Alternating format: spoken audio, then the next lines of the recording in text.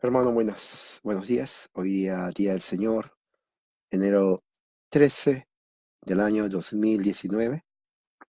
Vamos a empezar nuestra reunión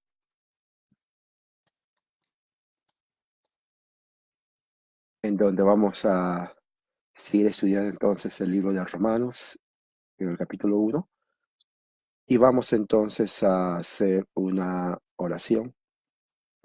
Oren conmigo. Padre Celestial, gracias por este día, por esta mañana que es tu día. Venimos, Señor, a escuchar tu palabra y alimentarnos. Que tu gracia y tu poder esté con nosotros, Señor. En el nombre de Jesús, nuestro Señor y Salvador. Amén.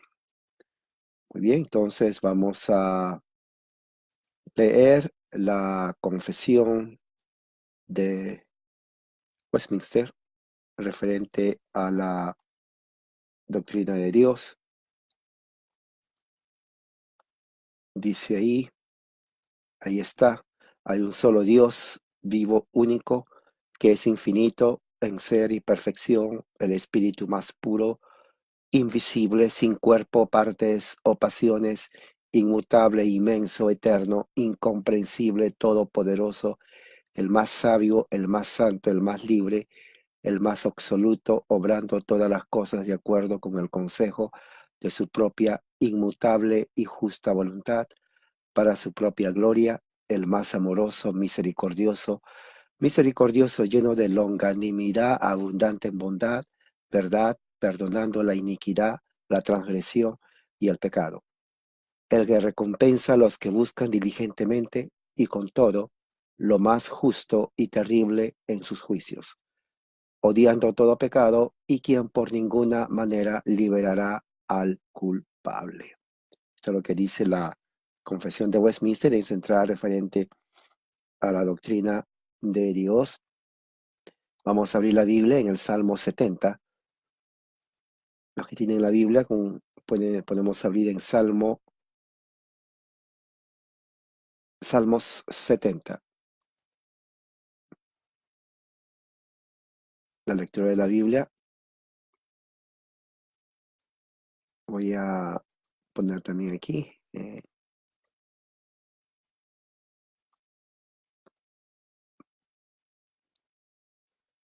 Salmo 70 dice así: oh Dios, acude a librarme, apresúrate, oh Dios, a socorrerme. Sean avergonzados y confundidos los que buscan mi vida, sean vueltos atrás y avergonzados los que mi mal desean, sean vueltos atrás en pago de su afrenta hecha, los que dicen, gócense y alégrense en ti todos los que te buscan, y digan siempre los que aman tu salvación, engrandecido sea Dios. Yo estoy afligido y menesteroso. Apresúrate a mí, oh Dios, ayuda mía y mi libertador eres tú, oh Jehová, no te detengas.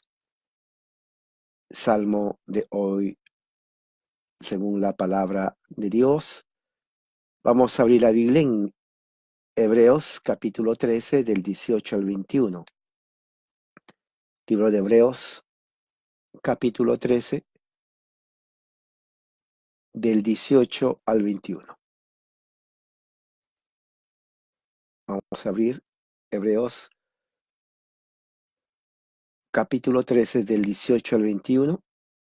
Voy a usar la versión de las Américas.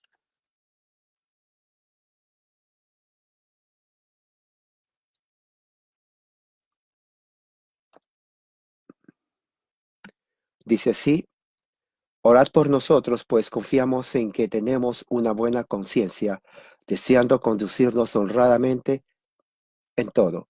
Y aún más os exhorto a hacer esto, a fin de que yo os sea restituido muy pronto. Y el Dios de paz, que resucitó de entre los muertos a Jesús nuestro Señor, el gran pastor de las ovejas, mediante la sangre del pacto eterno, os haga aptos en toda obra buena para hacer su voluntad, obrando en obrando Él en nosotros lo que es agradable delante de Él, mediante Jesucristo, a quien sea la gloria por los siglos de los siglos. Amén. Este es un salmo lleno de mucha doctrina. Vea el versículo 20 dice, y el Dios de paz, que resucitó de entre los muertos a Jesús, nuestro Señor. Mire, el gran pastor de las ovejas. ¿Quién? Jesús. Mire lo que dice luego. Presta atención a lo que dice. Presta atención. La sangre del pacto eterno. ¿Se acuerda lo que leímos la semana pasada o hace unos días atrás referente al sacerdocio? De que Pablo decía de que en la Santa Cena nosotros venimos a tener comunión a través de la sangre de Cristo cuando Él derramó. Y cuando comemos su carne y bebemos su sangre, estamos entrando al sacrificio perfecto. Y aquí el autor de Hebreos dice, es el pacto eterno, la sangre de Cristo, no de los animales que nunca pudieron tener el poder de quitar el pecado. Sangre, sacrificio perfecto y dice pacto eterno, el pacto de Cristo, el nuevo pacto eterno. Ya no hay necesidad de otros pactos, de otros sacrificios, porque Cristo, su sacrificio es eterno, es efectivo y es perfecto. Por eso, nosotros podemos acercarnos confiadamente al trono de la gracia, porque su sangre es perfecta, su sacrificio es perfecto, y lo hizo una sola vez para siempre. Ya no hay necesidad de que Él venga y muera otra vez como hacían los sacerdotes en el templo, en el tabernáculo, donde ellos tenían que sacrificar diariamente y anualmente animales cuya sangre no tenían el poder de limpiar el pecado. Pero Jesús lo hizo.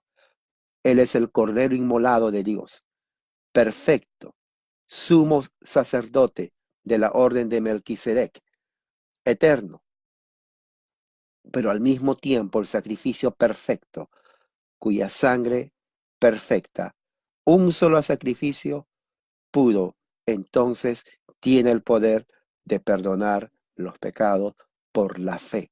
Así lo declara el Espíritu Santo, la Trinidad en acción, Dios Padre, Dios Hijo, Dios Espíritu Santo.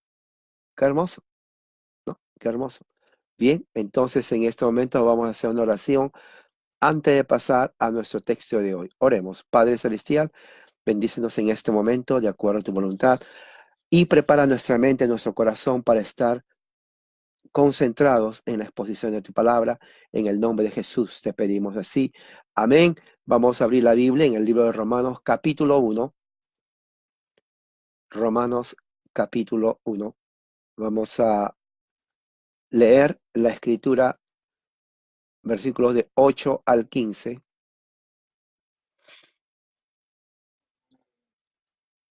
Romanos 1,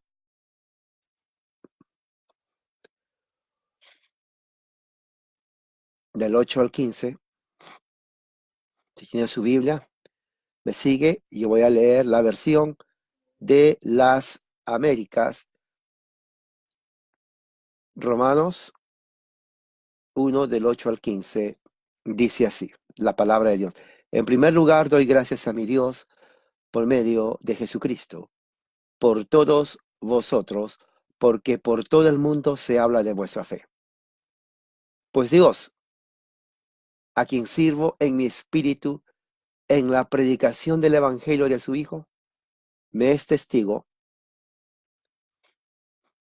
de cómo sin cesar hago mención de vosotros, siempre en mis oraciones, implorando que ahora, al fin, por la voluntad de Dios, logre ir a vosotros, porque anhelo veros para impartiros algún don espiritual, a fin de que seáis confirmados, es decir, para que cuando esté entre vosotros nos confortemos mutuamente, cada uno por la fe del otro, tanto la vuestra como la mía.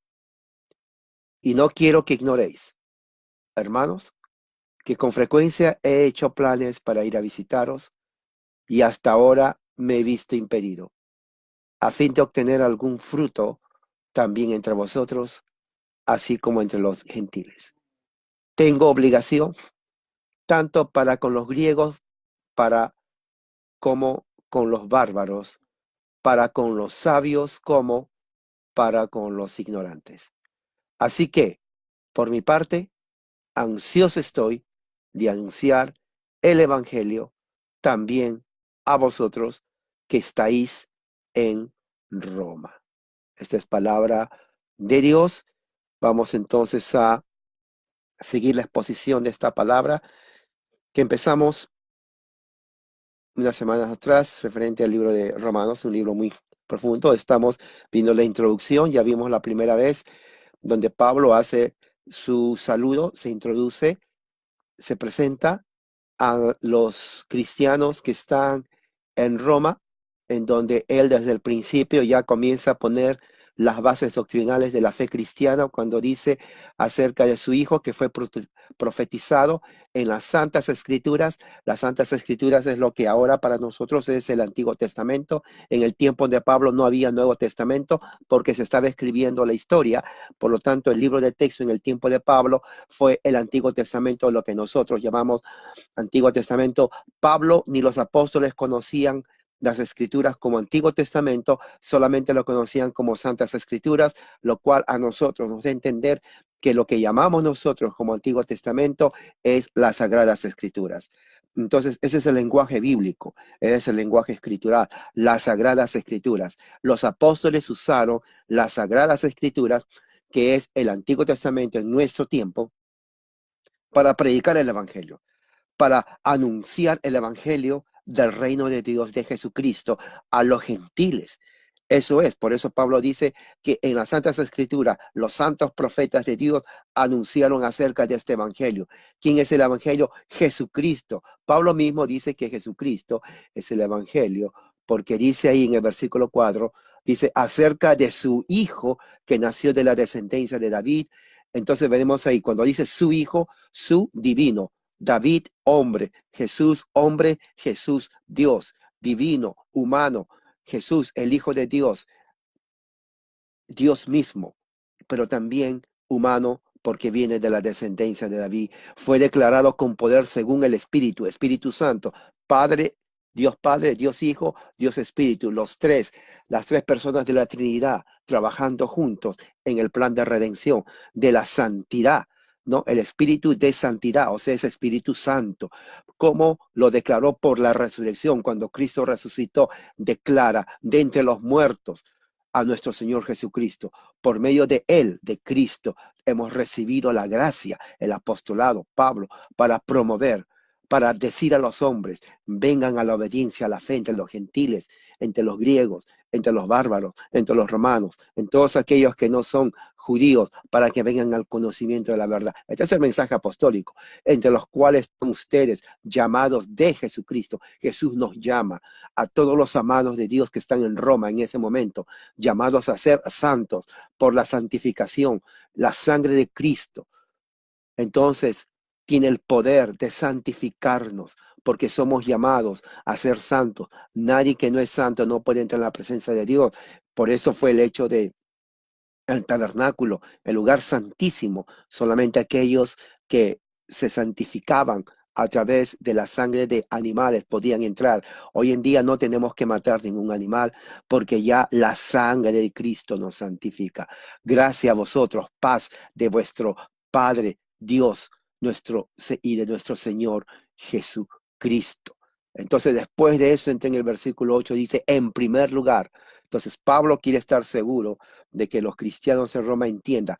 En primer lugar, Pablo dice, doy gracias a mi Dios por medio de Jesucristo. Y se dan cuenta, Jesucristo es el tema principal.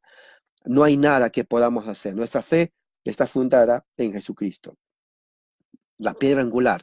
Y de ahí entonces se erige todo, las enseñanzas apostólicas, que viene a ser entonces el fundamento de nuestra fe, ¿no? Las enseñanzas. Pablo está ahí, Pedro está ahí.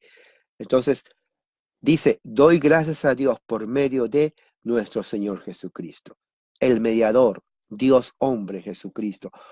Dice, por todos ustedes, porque por todo el mundo se habla de vuestra fe. Bien interesante porque cuando nosotros vamos justamente en el libro de Mateo, en el capítulo 24, el Mateo, cuando Jesús hace la destrucción, predice la destrucción del templo, ¿no? En, dice en el 24:14, dice, y este evangelio del reino se predicará en todo el mundo, en todo el mundo. Entonces vendrá el fin. Entonces cuando Jesús dice, se predicará este evangelio en todo el mundo, entonces se vendrá el fin. La idea es que muchos piensan que se está predicando, que Jesús se está refiriendo al fin del siglo, del fin del mundo en total. Jesús está hablando en Mateo 24 del fin de la era del Antiguo Testamento en la destrucción de Jerusalén. Cuando Jesús dice el fin, se está hablando la destrucción de Jerusalén, pero antes de la destrucción de Jerusalén, Jesús dice que el Evangelio del Reino será predicado en todo el mundo. La pregunta es, ¿se cumplió? Fíjese lo que dice en el versículo 8. En primer lugar, doy gracias a mi Dios por medio de Jesucristo, que por todo el que, fíjese, por todo el mundo se habla de vuestra fe. Quiere decir, se ha divulgado la fe en todo el mundo. Ahora, cuando dice todo el mundo, no se está refiriendo a todo el mundo, se está refiriendo al mundo del Imperio Romano que Jesús tenía en mente en Mateo 24:14. Cuando Jesús dice en Mateo 24:14, este evangelio se ha predicado a todo el mundo, Jesús tenía en mente el Imperio Romano. Pablo dice, unos 30 años después, en lo que el evangelio ya se estaba predicando, se divulgó en todo el mundo. Ahora, Pablo tampoco está hablando de todo el mundo, no está hablando de la China, del África, está hablando del mundo del Imperio Romano. Se cumple entonces Mateo 24:14. ¿Por qué? Porque al cumplirse que el evangelio se está predicando en todo el mundo, el Imperio Romano, viene el fin. ¿Y el fin cuál? De la destrucción de Jerusalén a través de los romanos en el año 70 después de Cristo, unos 30 años después. Entonces, cuando se destruye Jerusalén, es el fin, se cumple la profecía de destrucción, el juicio sobre Jerusalén por haber rechazado al Mesías. Entonces, Pablo sabe, en el tiempo de Pablo, fíjese, ya el evangelio se expande por todo el mundo del Imperio Romano. Mira lo que dice el versículo 8. Por todo el mundo se habla de nuestra fe. Luego dice el versículo 9, pues Dios a quien sirvo en mi espíritu, a quien sirvo en mi espíritu en la predicación del evangelio de su Hijo.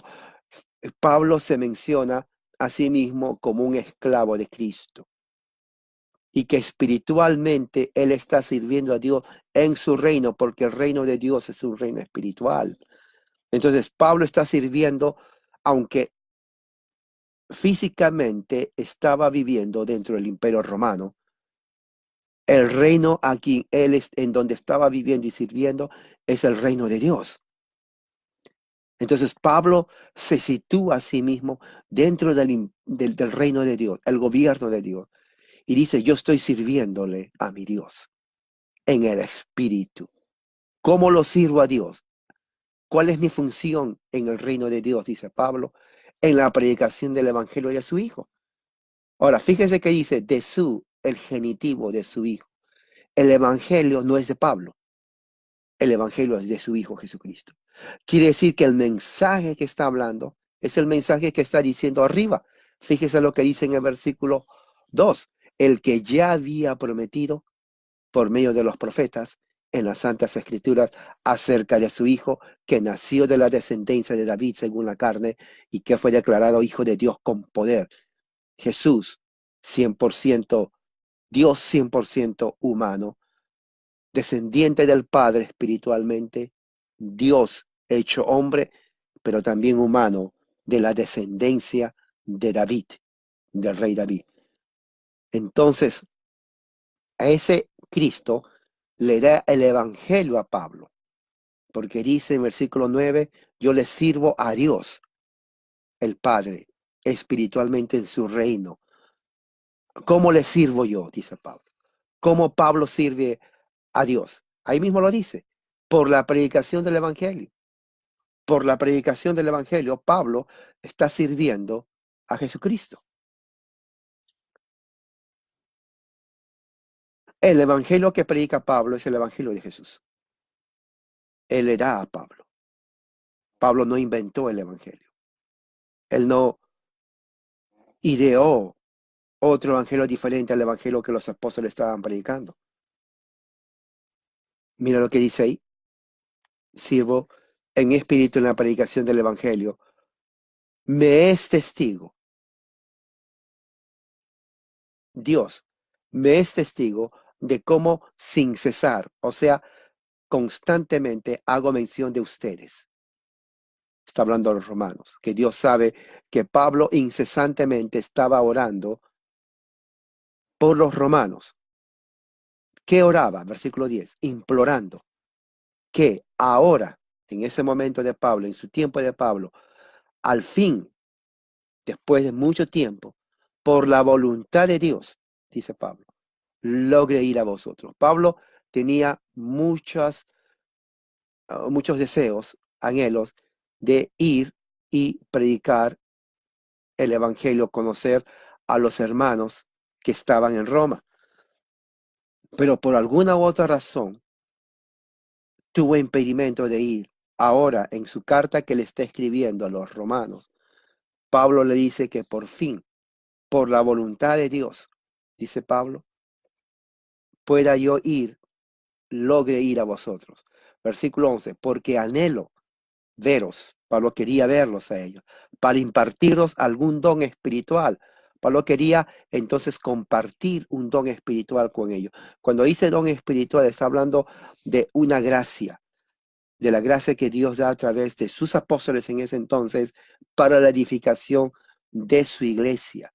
Hoy en día ya no hay apóstoles.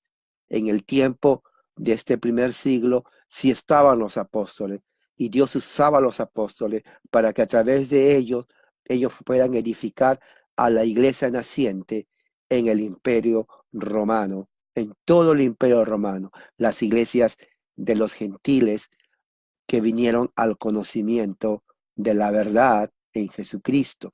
Entonces, Pablo quería ir a Roma para edificar a los hermanos con dones espirituales. Dice ahí, a fin de que, ¿cuál fue el propósito de ir entonces a verlo?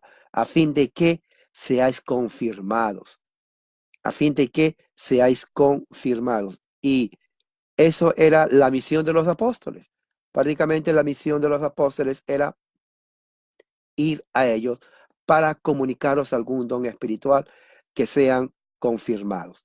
Ahora, ese don espiritual era el don que mantenía la iglesia creciendo todos en un cuerpo, las coyunturas firmes hasta el conocimiento y la madurez de Jesucristo. Eso lo dice Pablo muy bien cuando eh, en su carta a los Efesios, Pablo dice, hay un solo cuerpo y un solo espíritu, así como también vosotros fuiste llamados a una misma esperanza de vuestra vocación. Un solo Señor, una sola fe, un solo bautismo, un solo Dios, Padre de todos, que está sobre todos y sobre todos y en todos.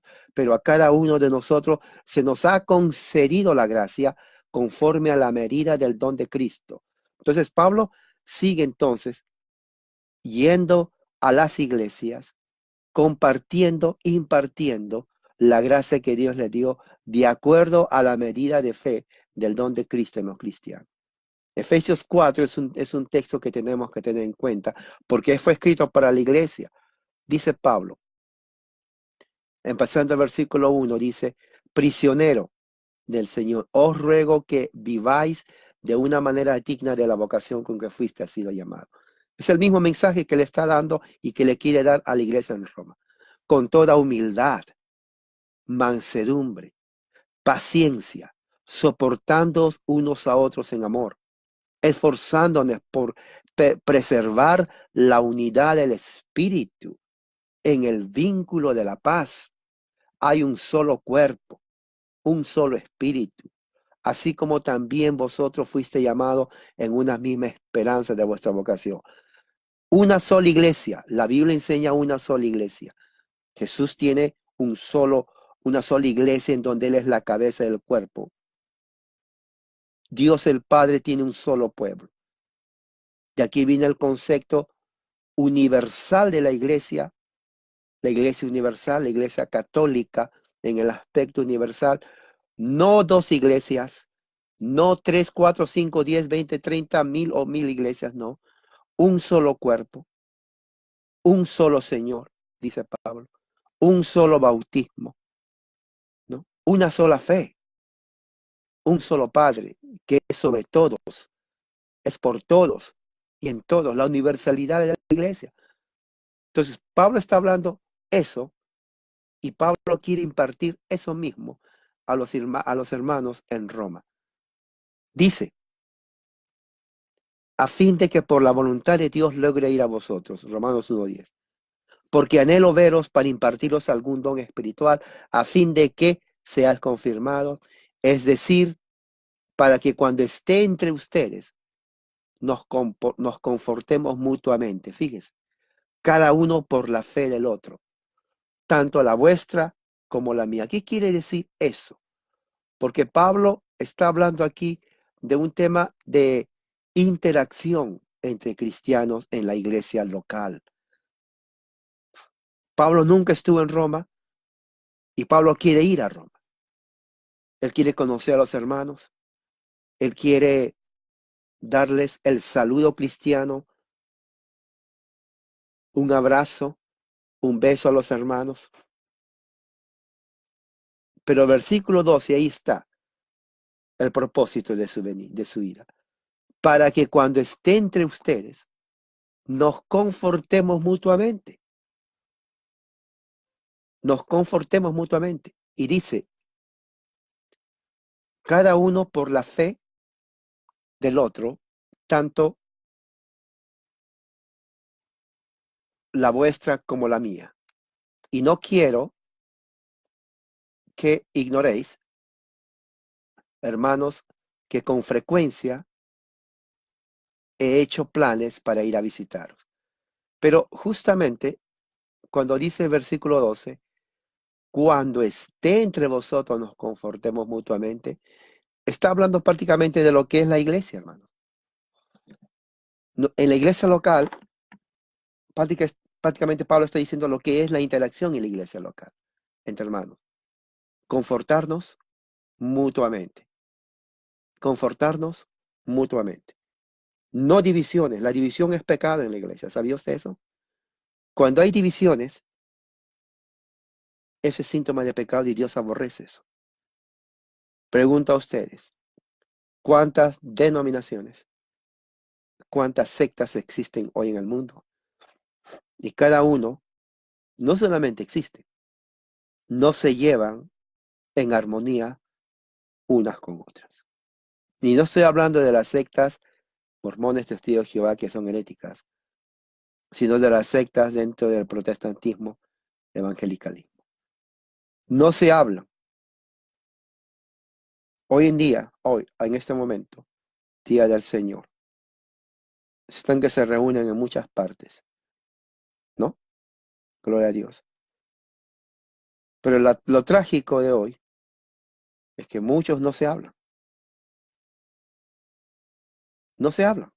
Llegan a un punto que odian más a aquel que habla a Cristo que al que no ama a Cristo.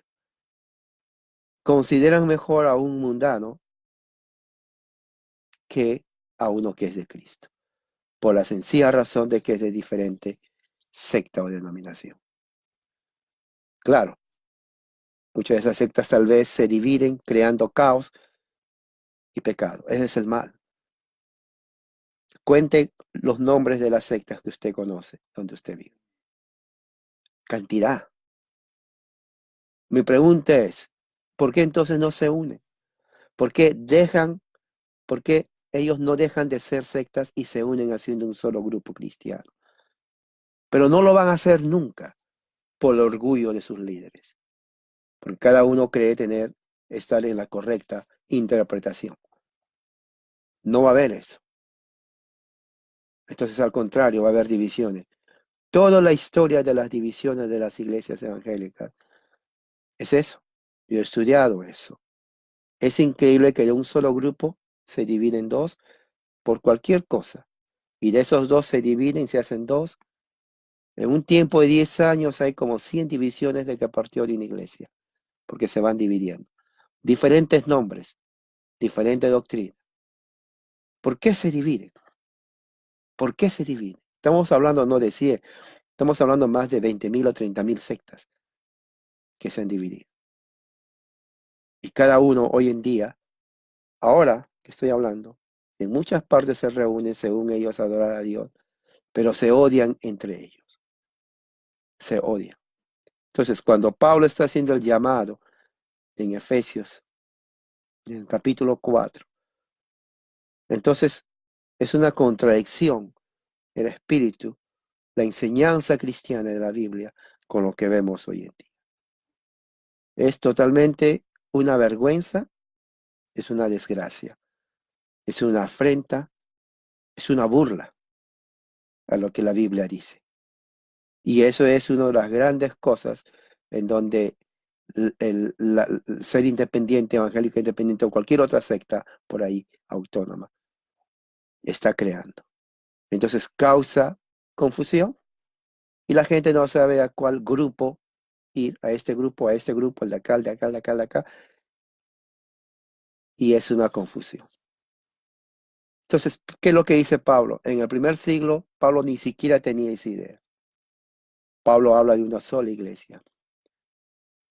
Y cuando llama iglesia, él no les pone nombres. Él simplemente dice la iglesia que está en, mencionaba la ciudad. En este caso, los hermanos en Roma, la iglesia en Roma. No se ponía títulos, eso uno lo pone. Simplemente la iglesia en Roma. Ahora, en ese tiempo ya había también infiltraciones, como lo vemos en las cartas, cuando él escribe a Tito, a Timoteo, las cartas de Primera de Juan, Judas, hebreos mismos. Ya existían aquellos que se infiltraban en las reuniones cristianas para crear división y traer diferente doctrina que contradecía las enseñanzas apostólicas, que viene a ser la base de la doctrina pura de la fe cristiana. Entonces, el regresar a las escrituras implica una reflexión. ¿Qué es lo que está enseñando en ese tiempo que nosotros hoy en día ya no lo tenemos, pero que es importante tenerlo para que nosotros seamos una iglesia bíblica, escritural, en doctrina y en adoración? En doctrina y adoración. Y eso es lo que estamos viendo, podemos rescatar de las cartas de Pablo. Dice que él, cuando esté entre ellos, puedan confortarse mutuamente, cada uno por la fe del otro, tanto la vuestra como la mía. Y el versículo 13 dice, no quiero que ignoren, hermanos, que con frecuencia he hecho planes para ir a visitaros. Pablo entonces está hablando de su deseo personal. Todos estos textos de aquí, esta primera parte, esta sección de la escritura, es lo que Pablo está dando a entender a los hermanos en Roma. Porque dice, Pablo no quiere que los hermanos piensen que Pablo no quería ir a visitarlo. Parece que había la idea en ese tiempo de que algunos cristianos en Roma decían, Pablo no quiere venir a vernos. Y han pasado décadas y Pablo no quiere saber de nosotros. Entonces Pablo dice, no es eso, hermano. Yo siempre he tenido en mi corazón ir a visitarlos. Por eso, primeramente, dice Pablo, antes que siga toda su carta, primeramente quiero poner esto en claro. No quiero que ustedes ignoren que yo siempre he tenido en mi corazón el deseo de ir a verlos a ustedes. ¿Se dan cuenta? O sea, Pablo establece de entrada que los cristianos en Roma tienen que estar seguros que Pablo siempre quería ir a verlos. y dice que con frecuencia he hecho planes para visitarlo, versículo 13, y hasta ahora me he sido impedido. Algo le impedía a Pablo. Puede ser tal vez que estaba enfermo. Muchos piensan de que ese impedimento que Pablo tenía, muchos autores, comentaristas creen que era porque Pablo estaba enfermo. Pablo era un hombre ya de edad, su salud física no era excelente y el continuo viajar deterioraba su salud. Y era en muchos de los casos su salud que le impedía hacer mucho trabajo. Y eso lo vemos en el libro de los Hechos. Es más, no solamente era su salud en el aspecto de una enfermedad, pero también los golpes que recibía de los judíos. Recuerde, Pablo fue golpeado salvajemente por los judíos, arrastrado en la calle, arrojado a prisiones. Cada golpe seguramente le había roto un hueso. Entonces, todo eso hacía que Pablo físicamente no podía hacer lo que normalmente una persona puede hacer, especialmente un viaje largo. Teniendo en cuenta que en ese tiempo el único medio era marítimo. No había aviones, no había carros, no había tren, no había nada. Entonces eran viajes largos que agotaban el cuerpo. Entonces Pablo tal vez físicamente se sentía, no estoy en condición. Aunque él lo hacía, vea el libro de los Hechos, tiene que leerlo usted. Usted tiene que entender la Escritura, tiene que devorar la Biblia. Entonces cuando dice, me ha sido impedido, puede ser esa una razón, aunque también puede ser otra razón, tal vez ah, tenía otras, estaba en otros lugares predicando el Evangelio. Pablo iba a muchos lugares del Asia. Y dice de que ese deseo de ir a visitarlos es a fin de obtener algún fruto entre vosotros, que ese fruto está de acuerdo al versículo 11, es lo mismo, una gracia de Dios, así como entre los demás gentiles. O sea, Pablo quería conocer a los hermanos, compartir con ellos la escritura, la gracia de Dios, y que también los hermanos compartan con Pablo la gracia de Dios, cada uno edificándose mutuamente. Eso es el espíritu, lo que está transpirando en base a esta carta del versículo del capítulo 1. Dice en el versículo 14, tengo obligación, tanto para griegos como para bárbaros, sabios como para ignorantes. Cuando Pablo dice tengo obligación, está justamente llamando, haciendo hincapié en lo que es él en el reino de Dios. Él es un siervo, él es un esclavo. Como esclavo, él fue puesto por Dios para predicar el evangelio del reino de Cristo a los gentiles. Ese era su deber. Por lo tanto, su comisión de él, de ir y predicar el evangelio, entonces se convierte en una deuda a aquellos que no son judíos. Pablo dice griegos y bárbaros. Desde el punto de vista griego, todo aquel que no era griego era considerado una persona barbárica. Por eso dice griegos y bárbaros.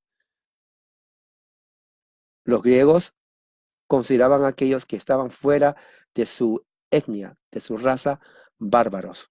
Ahí estaban los romanos, ahí estaban los de otra cualquier tribu en el Asia y en el Imperio Romano. Por eso Pablo dice desde el punto de vista griego, yo soy deudor a griegos y a bárbaros. En otras palabras, a griegos y a aquellos que no son griegos. En el aspecto de étnica. O sea que la universalidad del Evangelio de Cristo se ve en esa frase. Luego dice también a pobres e dice obligación, sabios y a ignorantes. Claro, está hablando en el aspecto académico, a los que son letrados, a los que son educados, pero también a los que son ignorantes, aquellos que no tienen escuela. También soy deudor a ellos, porque soy esclavo de Dios, esclavo de Cristo.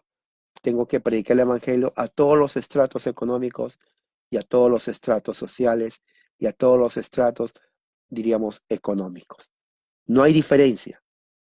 El Evangelio no discrimina en cuanto a posiciones sociales ni raciales. Todos son llamados a escuchar el Evangelio de Cristo y venir al conocimiento de la verdad. Dice, así que, por mi parte, ansioso estoy de anunciar el Evangelio también a vosotros que estáis en Roma. Entonces, Pablo dice al final, mi deseo es ir a Roma a predicar el Evangelio entre ustedes. La idea de Pablo era evangelizar. Cuando dice anunciar el Evangelio es una sola palabra en griego, que es evangelización. Entonces, Pablo quería ir a Roma para él personalmente, estando en Roma, predique el Evangelio a los que están en Roma, con los hermanos de la iglesia. O sea, la doble función de Pablo era estar con mis hermanos en Roma, compartir algún don espiritual, crecer en la gracia, ellos y yo también, fortalecernos en el vínculo de la paz, confortándonos, viviendo en humildad, que ese vínculo de la paz se vaya fortaleciendo, pero al mismo tiempo predicar el Evangelio al resto de las personas que estén en Roma. Evangelizar Roma, es lo que estaba diciendo Pablo. Entonces, en ese contexto que Pablo pone la introducción de su carta, entonces en el versículo 16 dice, ¿por qué hago todo esto, Pablo? Su última motivación. ¿Por qué Pablo es esclavo de Dios y le sirve en el reino espiritual, predicando el Evangelio? ¿Por qué? ¿Por qué lo hace? 16, porque no me avergüenzo del Evangelio, pues es el poder de Dios. El Evangelio es el poder de Dios para la salvación, con el propósito de salvar a todo aquel que cree. Entonces está enfocado al que cree, no a todos, sino al que cree, del judío que cree y también del griego.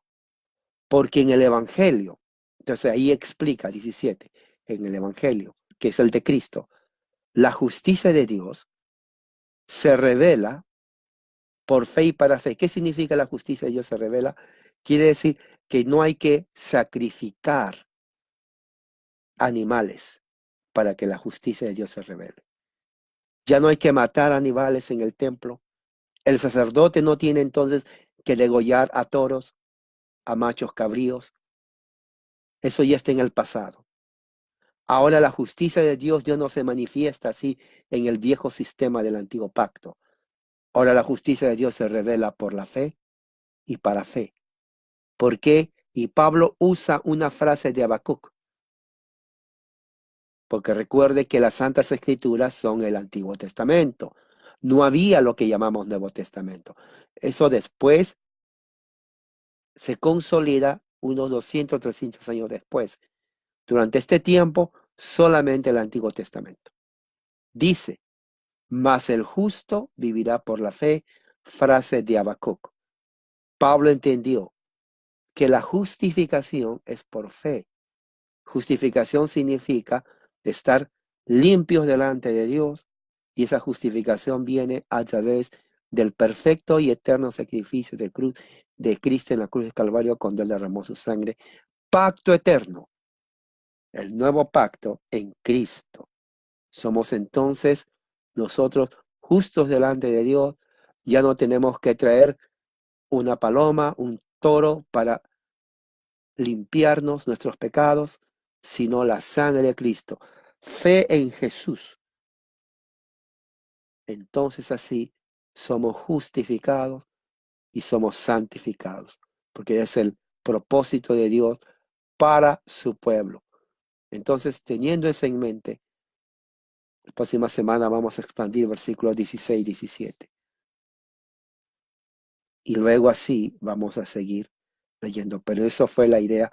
Pablo entonces en esta sección establece y pone en claro su decisión de ir a visitar a los hermanos en Roma. Vamos a orar. Padre Celestial, gracias por tu amor y misericordia. Bendícenos, Señor, que tu gracia y tu paz esté con nosotros y nos ayude a conocer y crecer en el conocimiento de Cristo.